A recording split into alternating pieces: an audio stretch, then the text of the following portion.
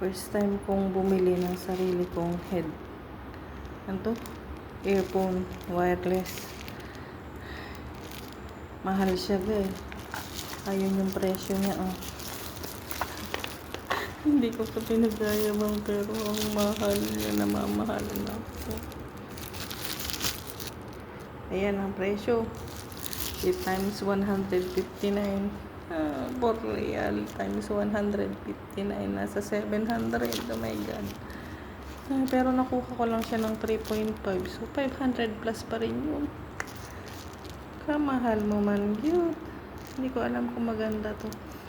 Hindi kasi ako bumibili ng ganito ko.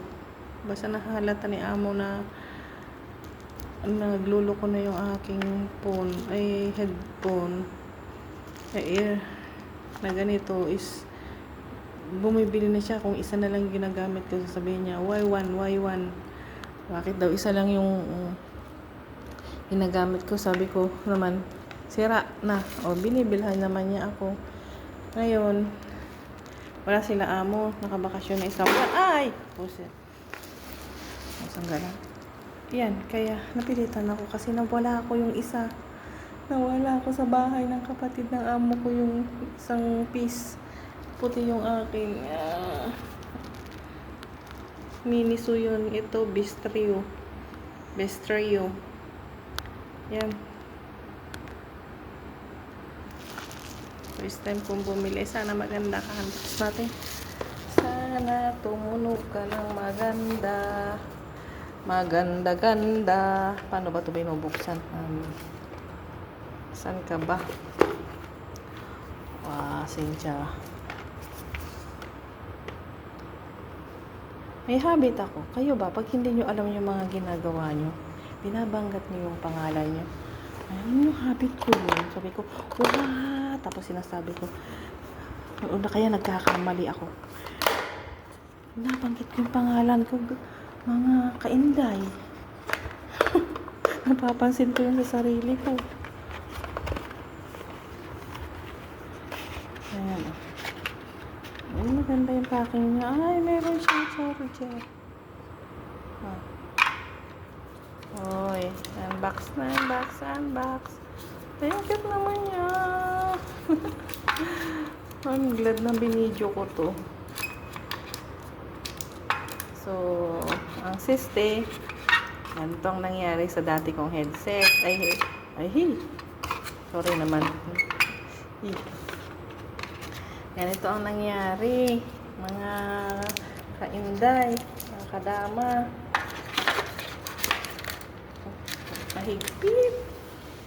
Mahigpit ang lola ninyo.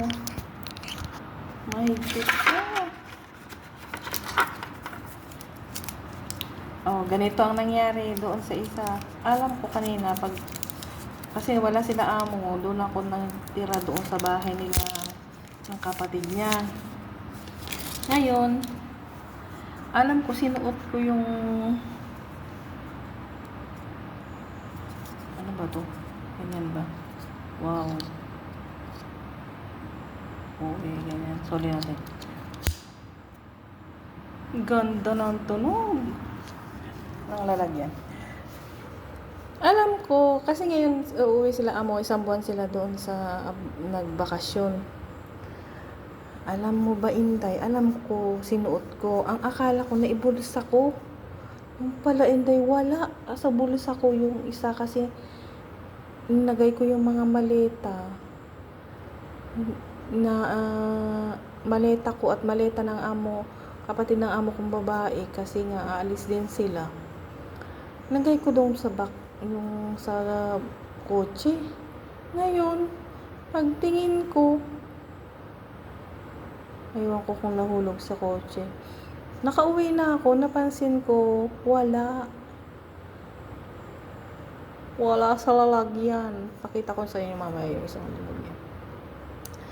Ay, nasa taas pala. Kaya nga, napilitan akong pumunta sa store at bumili. Ang cute niya, maliit lang siya. Ganyan lang. Ay, naku, kakukuskus. Ang dumi na ng daliri. Ang buong bahay, isang buwan nakatenga. At walang naglinis. Kaya yan ang nangyari. Diba? Hindi na nahiya pumunta sa store. Ganyan ako ko. Kaya muna tayo mga katulong. Ay, nako. Ay, mga inday. Hanggang dito na lang ang ating video. Ang pagdadaldal. Kung paano nawala ang aking wireless earphone. Bye. Salamat sa panonood. Please like and share and subscribe. Thank you very much po. Maraming salamat.